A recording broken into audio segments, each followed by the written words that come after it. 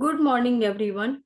I am Shruti Kriti, National Secretary of NPNLC, and it's my pleasure to welcome you all to this online lecture.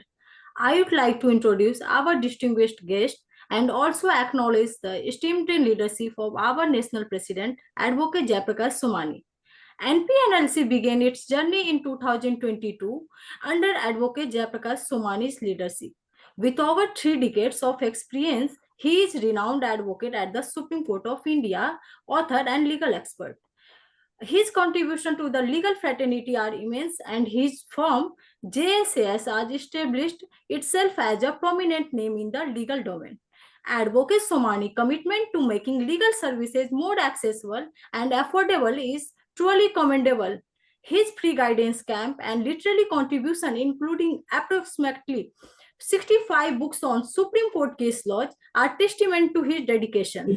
Now, our National President, Advocate Jayaprakash Somani, will introduce today's our speaker. Over to Advocate Jayaprakash V. Somani. Thank you. Thank you, Shruti. Thank you very much for your kind words. Now I am addressing our colleagues in Supreme Court and my hero. I am one of his big fan. Why I am his big fan of Senior Advocate Sirajudeen sir, I will tell you later. First, let me introduce Sirajudeen sir. Mr. Sirajudeen hailed from the Tamil Nadu, did his graduation in Corporate Secretaryship during 1981 to 84, and he scored first rank in Madras University. Then he joined law and also company secretary course and completed both in 1987. He selected the practice of law and enrolled as an advocate in September 1987. Initially, he was a junior advocate for 4 months and later he began to his practice independently. Till May 1995, he practiced in Trichirapalli in civil side and later moved to High Court. In March 2016, he was designated as a senior advocate by Madras High Court. From September 2017, he has been practicing in Supreme Court. He is intensively practicing both on trial and appellate side. He has specialized in almost all branches of law. Hundreds of cases in which he argued have been reported in all the popular law journals. Academically, he is specialized in corporate and tax laws. From 1988 to 1995, he practiced mainly in civil side. From 1995, he practiced mainly in civil criminal writ jurisdictions. He has also authored 7 law books on various subjects, including on interpretation of statute, right of prisoners, and independence of judiciary. He was also the editor for a famous law journal, Current in India Judgments. And I already told you that I am his one of the fan, even though we are the colleagues in Supreme Court of India. Why? Because whenever I am meeting to Sirajudeen sir, he is not anywhere chatting to anybody. No. He is only studying and studying. He is such a genius guy. Because whenever he study any sections, he's not only study the sections, not study the only sections case laws also, but the origin philosophy of the lawmaker also he is studying, and he is interpreting in his argument toward the Supreme Court. So Supreme Court judges are very much pleased when Sirajudeen sir stood before them. So I am one of the big fan of Sirajudeen sir. Let me tell you, all the audience, in Nani Palkhivala National Law Club, we are taking this program once in a week, twice a week, different type of program.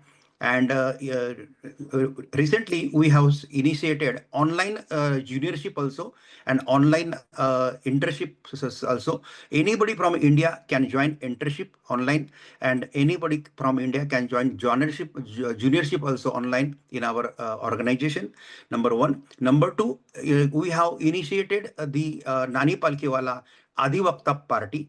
that is a proposed party now. So if anybody want to give the detailed knowledge of that, you just go to description of this video, and you can contact to our concerned person. You can contact to Shruti also, or our national convener, Advocate Manoj Kumar Chaudhary also, for that.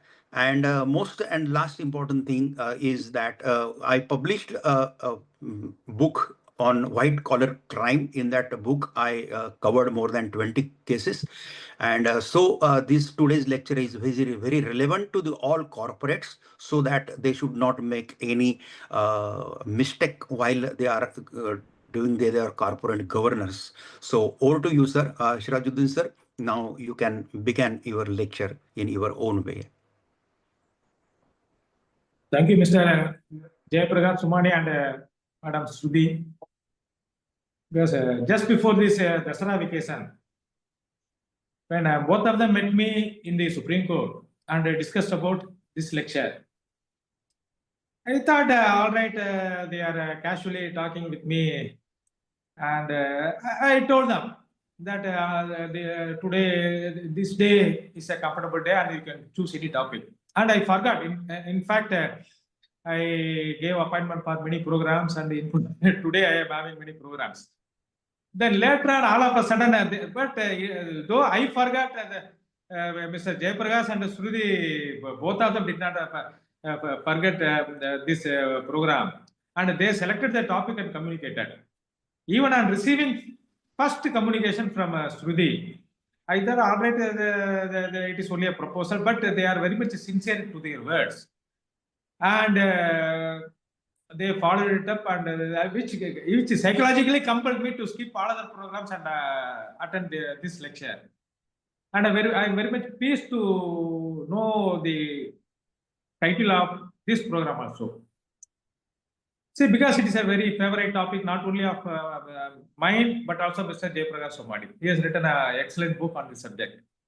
See, first of all, before going into the crimes being committed by the directors and the officers of the companies, we should understand what is a company. See, normally a person who is a natural person can hold a property, and only he can do anything. This is the normal concept. But when the trade became complicated and so much money is involved, so much capital is necessary, number of persons joined together, they contributed their money and they selected their representatives who managed the company. So this organization was recognized in law, and the law says that this entity is entirely different from the persons who contributed money for its floating and running. And the law recognized that this is entirely different and it is having its own personality. So this is called the artificial legal entity or separate legal entity. This concept has been given by the law, and it is only of recent origin, maybe of the 1 century, 100 or 150 centuries old, this concept. But in this, the essential thing is, the person who contributes money is one person, shareholders. The person who are managing it are different persons. They are called the directors, and there are some directors who are called managing directors. There are whole-time directors, and apart from these persons, there are other persons who are also controlling the companies. As per the provisions of the Companies Act, the company should have a full-time company secretary also. He should be a member of a professional organization called Institute of Company Secretaries of India. This is one thing. And there are also auditors. These persons are playing different roles in managing the affairs of the company. That means managing the resources that are available within the company. What are all the resources? First is the cash. The capital is contributed by the shareholders. Shares are floated to the public, the persons who are not at all known, directly or indirectly, to the persons who are incorporating a company or managing the company, they are paying in lakhs and crores. So their money is vested in the hands of these directors and other persons who are managing the companies. This is one thing. Another thing is, based upon this, the companies, they are requesting for the deposits also from the people. So the deposits are also pouring into the company, which is also used for the business of the company. The deposits are only for the business of the company, not for the personal usage of the directors or other persons in management. This is one thing. So next thing is loans. The public financial institutions like banks, they are also giving in crores based upon the money which is already available with the company by way of contribution from the shareholders. And this public money in the form of loan, in the name of loan, it is also vested in the hands of the directors. So like this, and even by seeing all these things, the distributors who are accepting the distributorship, they are also paying deposits. And other persons, they are supplying goods on credit. Even the laborers, you see, they are getting salary only at the end of the month. So till then, everyday work of the laborers and staffs and the persons who are working there, it is a credit in the hands of the company. So like this, crores of rupees belonging to third persons, they are in the hands of this artificial entity. But artificial entity, it is not having its own brain. It is not having its own ears and eyes. But it is managed only by, mainly by the group of persons who are called officers. The term officer has been defined in the Companies Act in section 2, subsection 59. It is only an inclusive definition. What it says is, officer includes the director, manager, or key managerial personnel, or any person in accordance with whose direction or instructions the board of directors or any one or more of the directors is or accustomed to act. See, it is not only saying that the manager and directors are key managerial personnel. It is only an inclusive definition. What it says is, it includes the kitchen cabinet also. This is a popular term. A person would be having the power officially, but his will, his mind, it would be controlled by some persons, some other persons, some friends, some family members. Like that, some other persons would be there. See, even in Panchayat elections, we see a person would be, just I am giving only an example. A person, that particular ward would have been reserved for the ladies. And the husband would be controlling his wife. So, since it is reserved for the ladies, husband may not be able to participate in the election.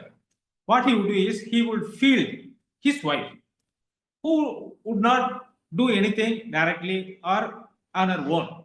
So, just she would lend her name, but officially she is the, if she is elected, she would be the ward member or even president or mayor like that.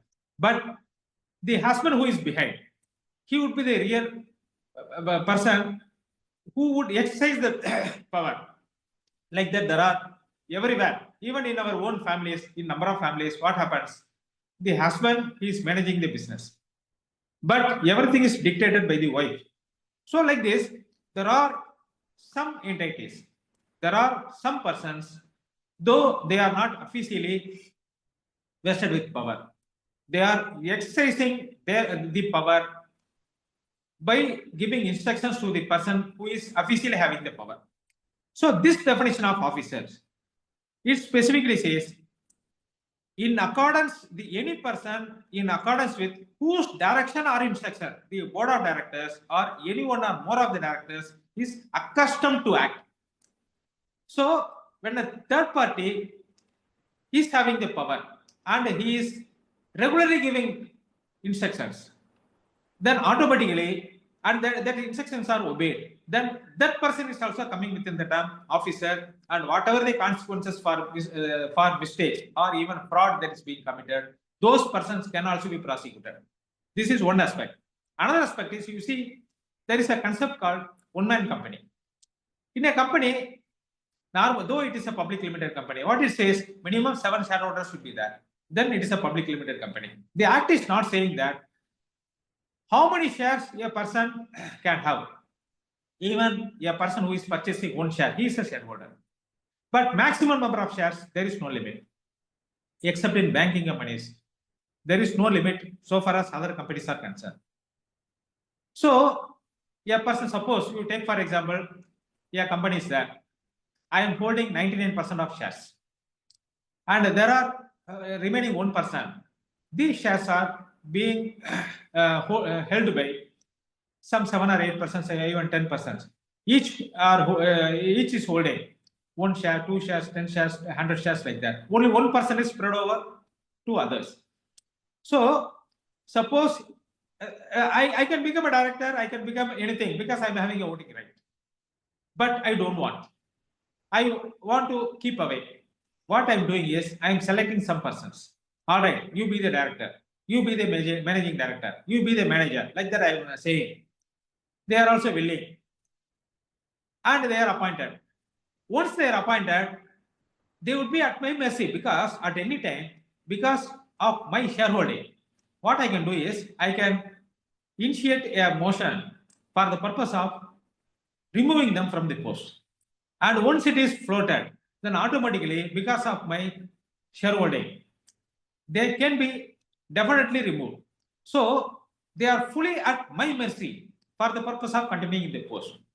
This section of officer contemplates persons like me also.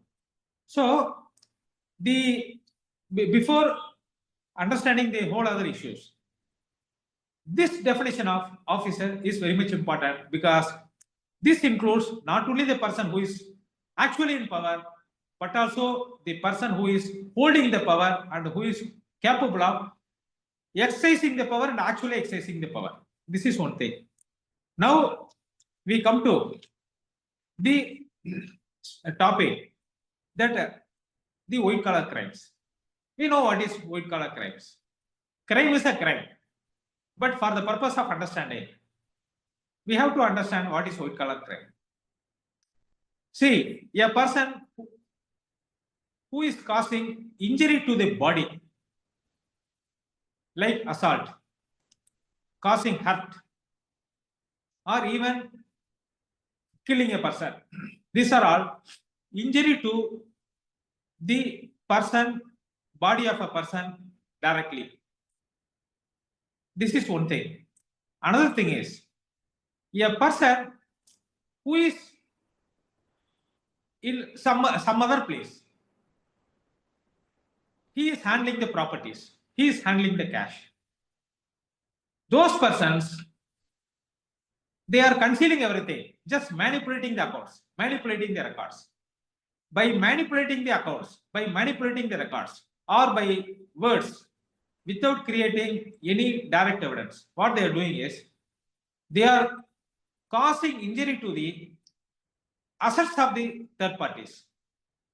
Just like fabrication of records, misappropriation of money. These things are technically called white collar crimes. But there is no such a definition. This is only an understanding. So far as the persons in charge of the companies are concerned, suppose if they commit bodily assault, then it is an individual act. It has nothing to do with the company. So even inside the premises, if such a person commits it, then it is an entirely different thing.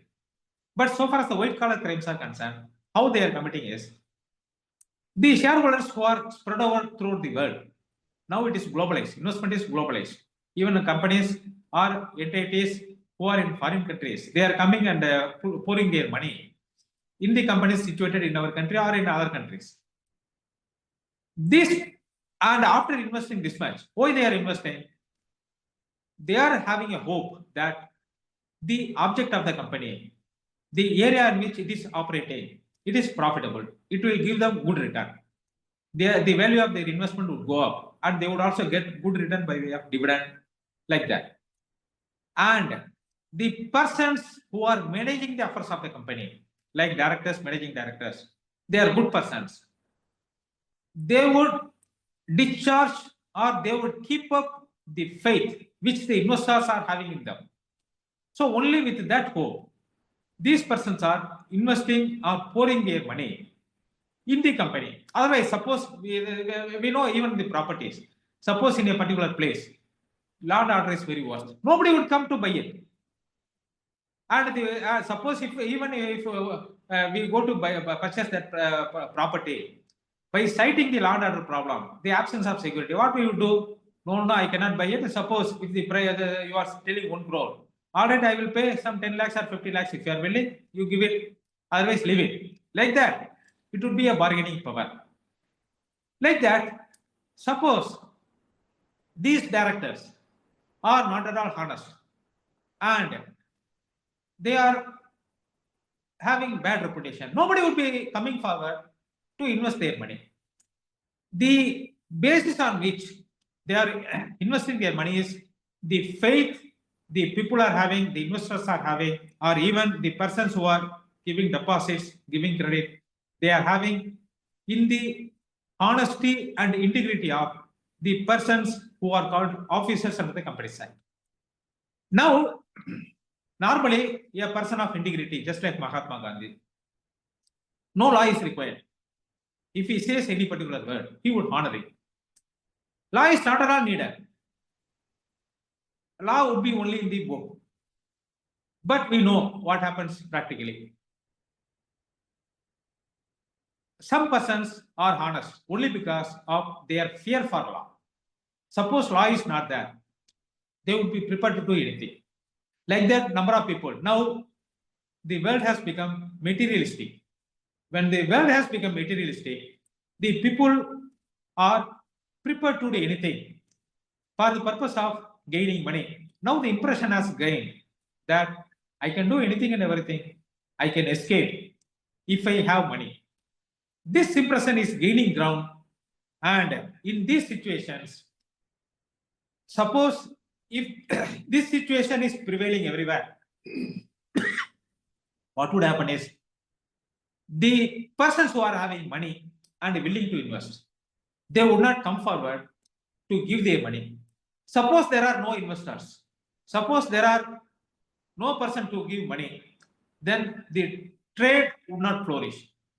Nowadays, even recently, see, number of companies, this Zomato, for example, Zomato, Swiggy, which we know in our day-to-day life.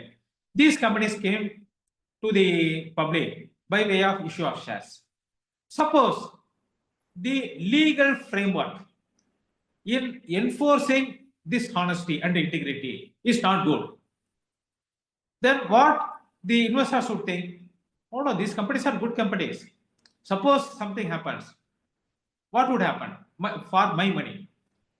So, if this fear is there, the number of investors who would be coming forward to pour their money as investment, as credit, it would come down. So ultimately, the business development, economic strength of the country would be affected.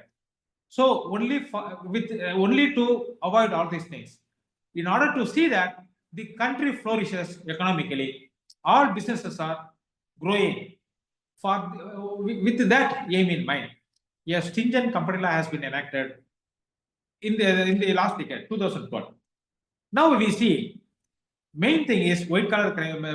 So far as the white collar crimes are concerned, the main thing is a fraud, that is misappropriation of money. What are all the frauds that are being committed? The directors who are directors and officers, they are managing the companies. What they are doing, they would be floating. They could float a company somewhere.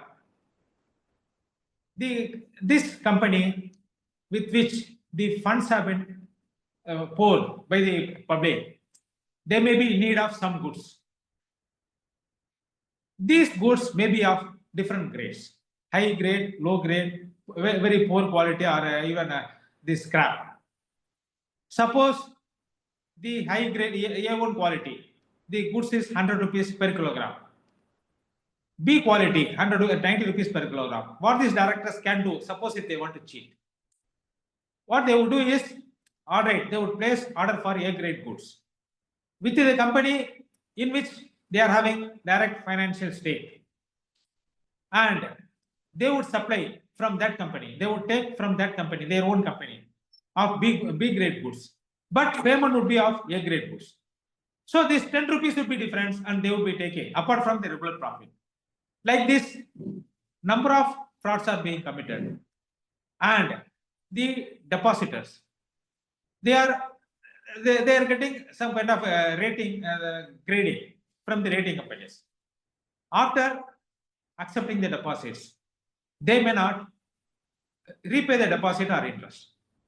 And another thing is, you see in share market, the company used to declare high dividend regularly. When date is due for payment of dividend, the record date comes, automatically the price of the shares shoot up. So in order to manipulate the price in the market, share market, these directors, suppose if they want to manipulate, what they would do is they would declare high dividend, and thereafter the finance of the company may not permit the actual payment of the dividend. So they would not pay. These are all the various types of frauds which they can do. And money of the company, what they can do is they can supply the goods to their close relatives, their own binamis, and later on they would write as bad debt. But actually these persons would have been the beneficiary. Some big projects they would be having, some big building construction would be there. What they would do is they would give it to their own friends at an exorbitant high price, like what some politicians, some places are doing. And the 10% or 20% or 30% of the money, the contract price, they would be getting through different modes, or they would be paying money here and they would be collecting in some foreign countries, or they would be sending goods here as if they would write a book, as if goods are sent from through ship, and in fact it would be in an empty container. The goods would be sold here in a black market. Like this, there are different types of frauds which we can bring it within the term white collar crimes. And in these crimes which are being committed by the companies, though companies are since companies are artificial entity, the persons who are called officers, they are the persons really behind it. So suppose the company is losing money. For recovery of money, civil remedy is there. A person, instead of 10 rupees, these persons are paying 20 rupees and collecting 10 rupees differently. Then this money, this difference of money can be collected back by filing a civil suit. But at what cost? When? In between, these persons should be beneficiaries. In number of suits, even after getting degree, it is very tough for the degree holders to realize the money. This is the reality. So penal provisions are there. Penal provisions authorize the court to impose maximum sentence. This is one thing. Another thing is, this person, suppose he is a shareholder in one company and he is also a director. By holding the post of director, he is committing fraud in this company. So other persons who are affected, they join together, or even the central government gets knowledge of it. It passes an order of removal of this director. This is being done, or even court says, oh, you go out, like that. These persons are sent out of the directorship of this company. What they would do is, they would float another company and become a director. So in order to prevent all these things, and in that another company, they would do the same thing. Just like we see, in one place, a person would open a shop, they would offer high interest. and the people believing that they would deposit money. And after collecting money, all of a sudden on one day, the shop would be closed. After some time, they would open another shop in a different place and they would do the same thing. Like this, these persons who committed this fraud in their capacity as officers, they may move to some other place or some other company and commit the same crime. So in order to prevent all these things, two safeguards are there. One is director's identification number. See, just like Aadhaar, we cannot cheat on Aadhaar. Just like Aadhaar, every person who wants to be a director, who are appointed as director, they should have an identification number. And the central government, on getting all the details, including the Aadhaar number, PAN number, everything is linked. So on getting these details, these persons are given a particular number called Director's Identification Number, DIN. So when a person is appointed, immediately a report has to be filed with the register of companies citing this direct DIN number. It will be recorded. So when anything serious happens, the order will be passed not only by citing the name but also by citing the DIN number. It effectively controls the entire legal process. This is one thing. Second thing is, the act itself authorizes the court and a tribunal, and also this government to bar these persons from holding post depending upon the crime. The period will be depending upon the crime, and automatic disqualification is also there. Now I am narrating it. Now you see, so far as fraud is concerned, the fraud has been narrated and defined in section 447 of the Companies Act. What it says is, suppose the fraud involves a sum of rupees 10 lakhs or 1% of the annual turnover of that particular company, whichever is less. Suppose a company is a very big company, its turnover comes to hundreds of crores. Then 1% would also be a huge money. So in such companies, the 10 lakhs comes. So whatever is less, that term has been used. The sentence prescribed is, imprisonment prescribed is a minimum of 6 months, and it may extend up to 10 years.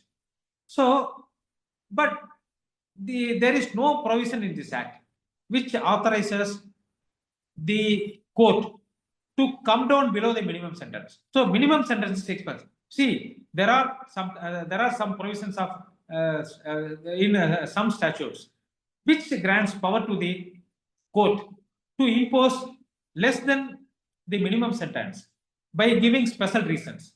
But in this act, in section 447, there is no such a provision authorizing the court to impose lesser than the minimum sentence. So the minimum sentence is 6 months, and fine is also there.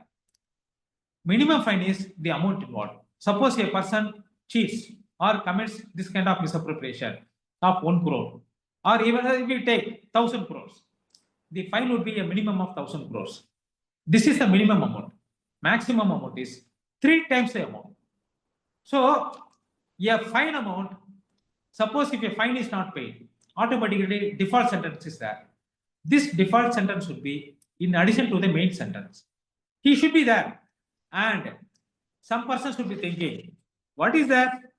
Fine is only the default sentence. All right, 6 months imprisonment is given or 10 years imprisonment is given.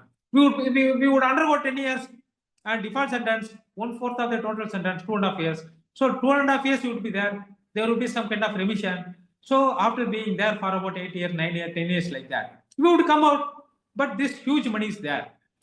So we would use it like that, they would be thinking. But the thing is, these are all this era is gone. Now the thing is, Money Laundering Act is there.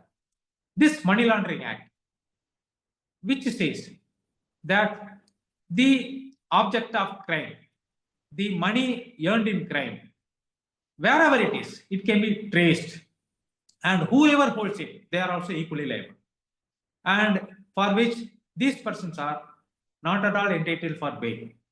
So like that, you see the number of people, they are being arrested and they are kept in prison for years together. And only if trial is not concluded within a reasonable time, by considering the length of their incarceration, the period of their incarceration, the courts, that too, only the Supreme Court is granting bail, considering Article 21 of the Constitution of India, like that. So it is not only a crime under the Companies Act and also Indian program, now it is BNS, Bharatiya Nyaya Sanhita. So this name is a new name, BNS Act. So, and Money Laundering Act is also a separate act. They can be prosecuted under all these provisions of law. So far as 409 of Indian Penal Code is concerned, previous act, now corresponding provision is there in the BNS Act. Up to life imprisonment can be given in case of misappropriation. Well, the overall, what I'm intending to say is the statutory framework, the legal framework, granting or authorizing the courts to grant or impose the sentence of imprisonment is very much stringent now. And even after undergoing the sentence, this fine amount could be recovered. Suppose a person says, I have undergone default sentence. It doesn't mean that the fine cannot be recovered. Wherever, suppose this person earns money after some time, and he holds it either in his name or in the name of some other person, the steps can be taken to attach that property by Revenue Recovery Act, and those properties can be sold, and the fine that was imposed can be recovered out of this fine amount, because the minimum fine amount is the amount involved. Suppose some 100 crores is misappropriated. Minimum amount fine is 100 crores. The court should grant compensation in the form of compensation to the company whose money it is cheated. So the company would at some point of time, maybe some delay would be there, would at some point of time, it can get back the money. So this kind of safeguard has been given under the Act in section 447. So this is a provision regarding the fraud and its consequences. Then now we come to the disqualification of these directors, which is provided under section 164 of the Companies Act. So what it says is, if a director is prosecuted and convicted for an offence involving moral turpitude, and sentence is moral turpitude, sentence is 6 months, then automatically 6 months or more, what the law says is, after the completion of the sentence, he cannot continue as director for 5 years. Suppose sentence is 7 years or more, no time limit at all. This is the section 164 specifically says. Now, we should know what is moral turpitude. See, moral turpitude means society which abhors a person. Say, suppose I am going in a street, somebody else comes, I am beating that person, no reason at all, or that person beats me, no reason at all. Society is not taking it seriously. It is an offense. That's a different thing. 323 may be there, 324 IPC may be there. Like that, these are all society simply, all right, give some punishment, leave him. Like that. I am scolding a person using abusive words. This is an offense. I am saying bad about a person, injuring his reputation, section 500, defamation, IPC. Society abhors it. It is not accepting it. It punishes the person. But we cannot say that a person who is prosecuted for such offences are bad persons. All right, because of some kind of oversensitiveness, that person commits it, and normally in every society such things happens.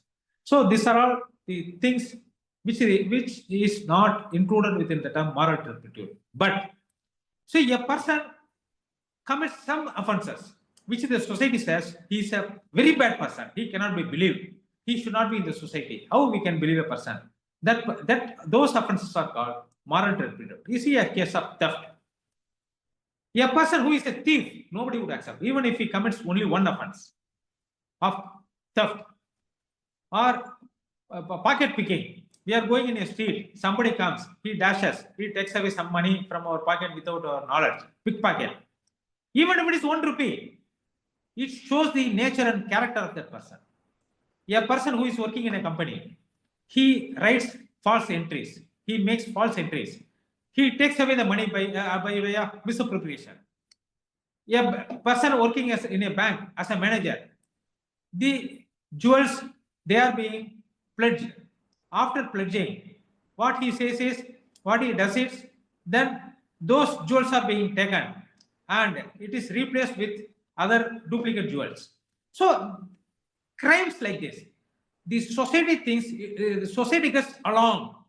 What the society thinks is, the person who is committing such a crime, he is unworthy of any belief at all. We cannot believe such a person for anything.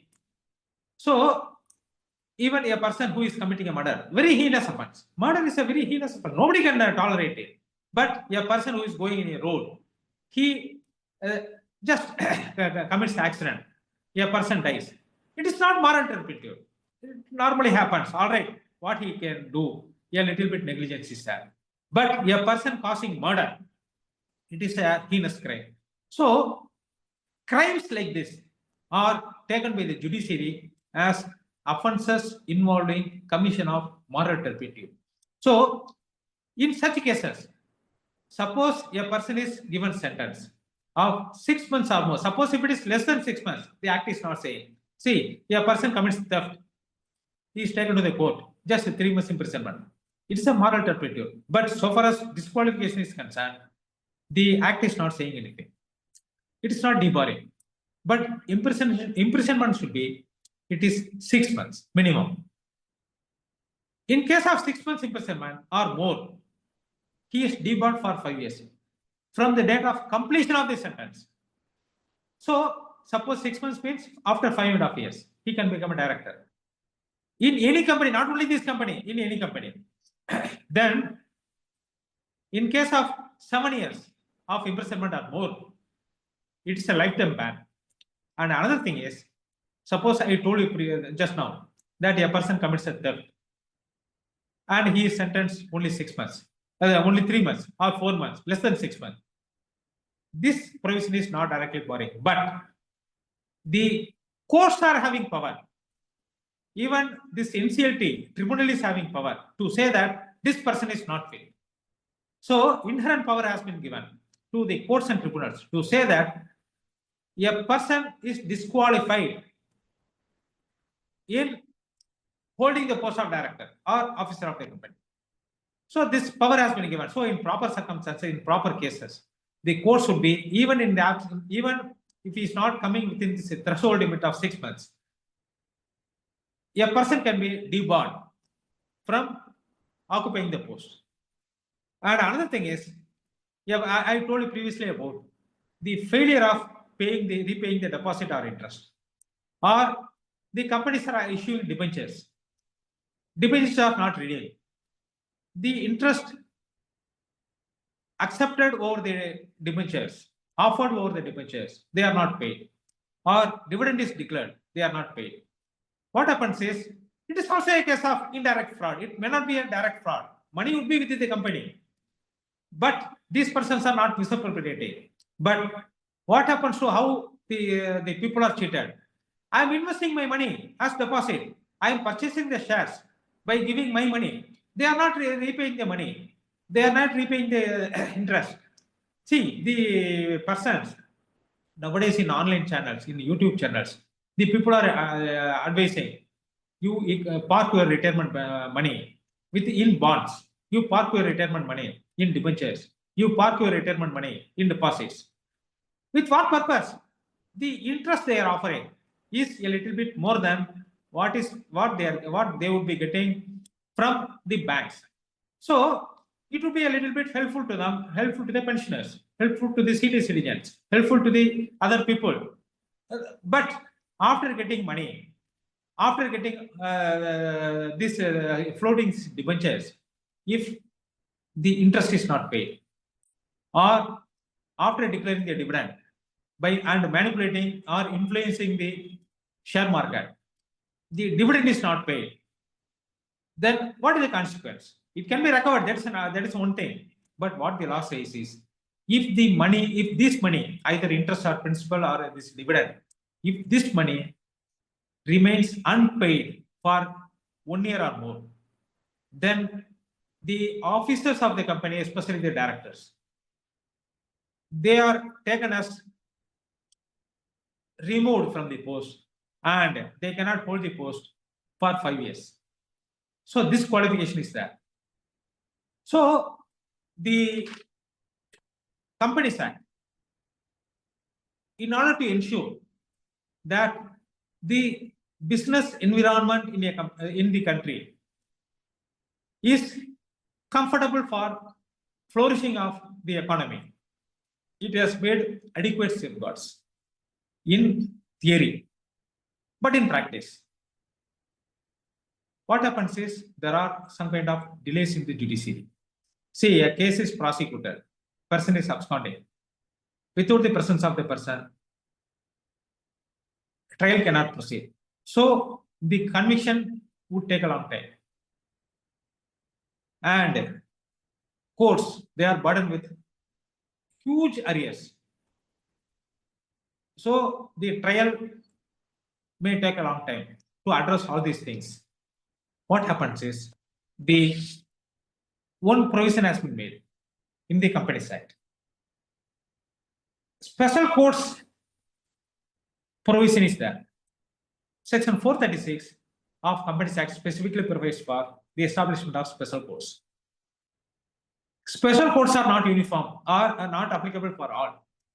The central government has been authorized to constitute a special court either for an area or for a particular case. Suppose on seeing that huge money is involved and or it is a systematic fraud, the case has to be completed as early as possible. Like that, if the central government feels, then the central government can declare a particular court as special court or can constitute a special court. And normally the offences, they would be tried in the magistrate court. But so far as the special courts are concerned, these special courts would be the sessions courts. And committal procedures are not there.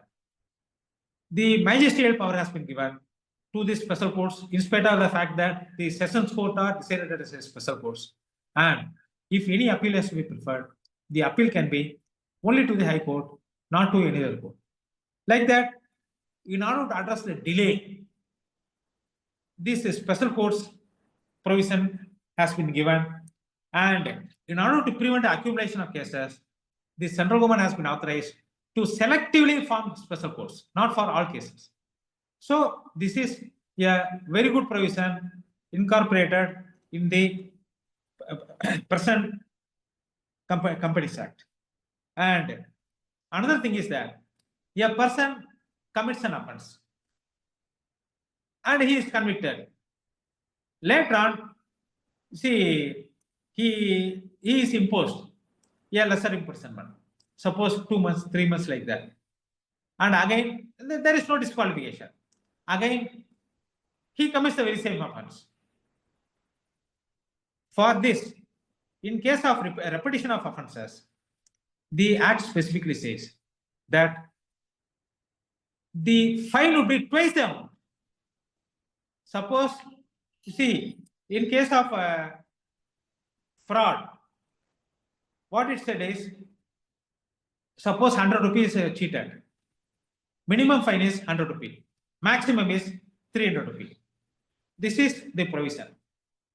But in case of repetition is twice the amount. Maximum fine would be 6-fold, minimum fine would be 2-fold. Like that, some deterrence has also been given. And there are some circumstances in which accidentally, without any intention, the violation might have took place. See, non-payment of fine, non-payment of dividend. Dividend is declared or deposit is accepted. Money is not paid, not deliberately. but because of genuine difficulties, genuine financial difficulties. The company might have supplied goods. It might not have received back the money from another company. Another company might have been dissolved. I went into liquidation. Some problems like that. There are some unexpected difficulties, or there could be some kind of attachment from some area, some income tax department. It might have seen or suspected some kind of violation, so it might have attached the entire accounts.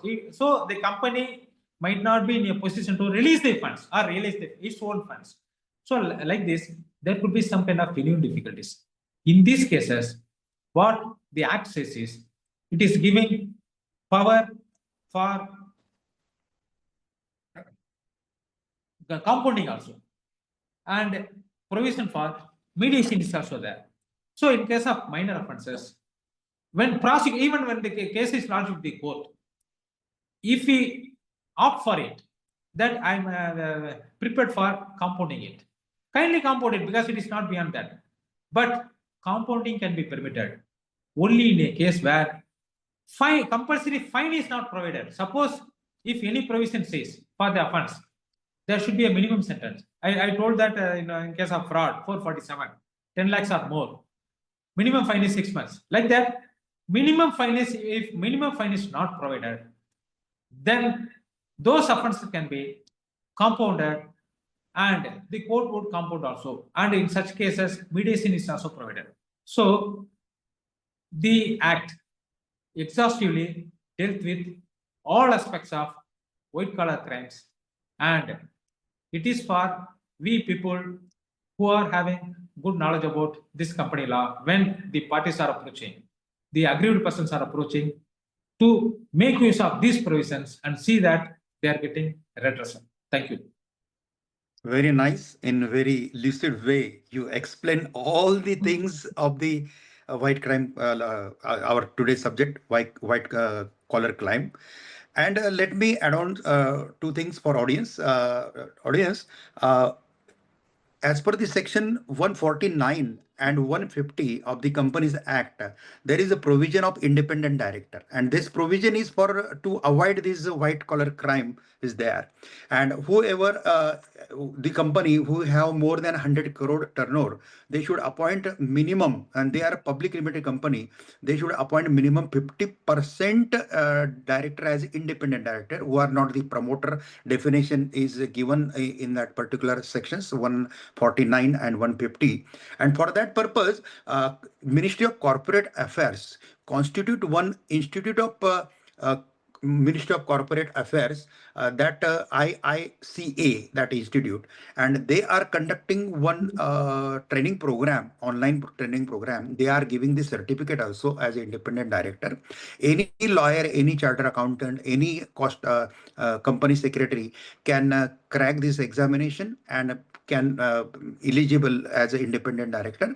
I myself is also a qualified independent director, and I am registered on this IICA for lifetime as a independent director.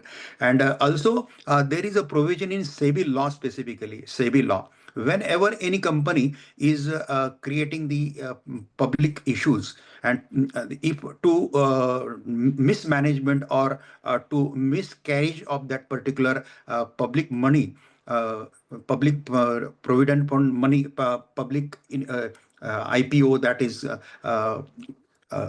public issue money. So that to protect that public issue money, there is a provision to appoint a insolvency professional to protect that money. So government is taking sufficient care to avoid this white collar crime. But even though people are very smarter, so law is very strengthened now.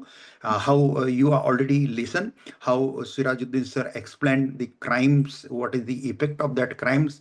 So I think this episode, this particularly this our webinar will be very enlightened for a corporate person who are in corporate field now, or who are doing their jobs in corporate field, or who are thinking to become a corporate in future. So these people should watch this video again and again, and they should not do the white collar crime, and they should be on the path of real progress in the corporate field of our nation. So this is the main spirit behind the organization of this type of event, to uphold and to promote good corporate governance, to uphold our prosperity of our nation. Thank you very much for giving your valuable time, sir. And let me just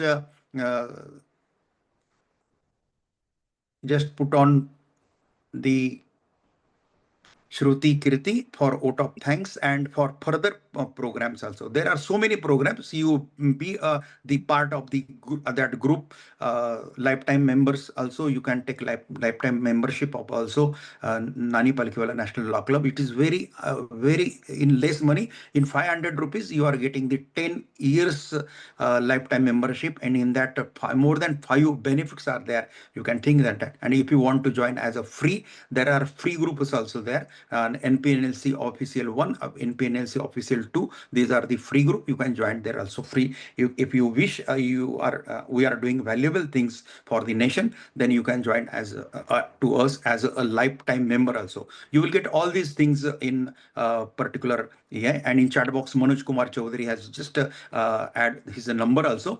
You can contact to Manoj Kumar Chaudhary for becoming the lifetime member of Nani Palkhivala National Law Club. Nani Palkhivala has created immense in legal fraternity. So they are our guru. So in the name of the Nani Palkhivala, we initiated this Nani Palkhivala National Law Club in 2022. And next year, on 16th January 2026, we will hold one big program.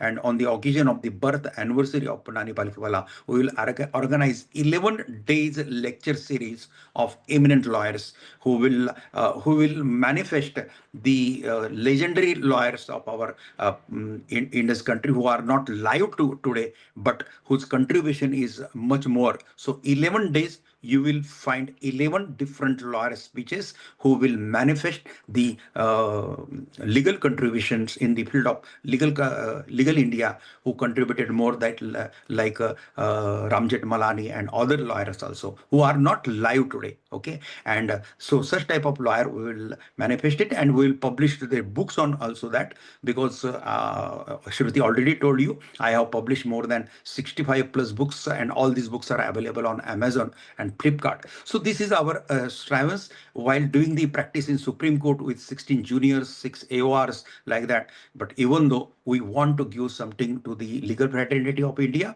so we have started so many things.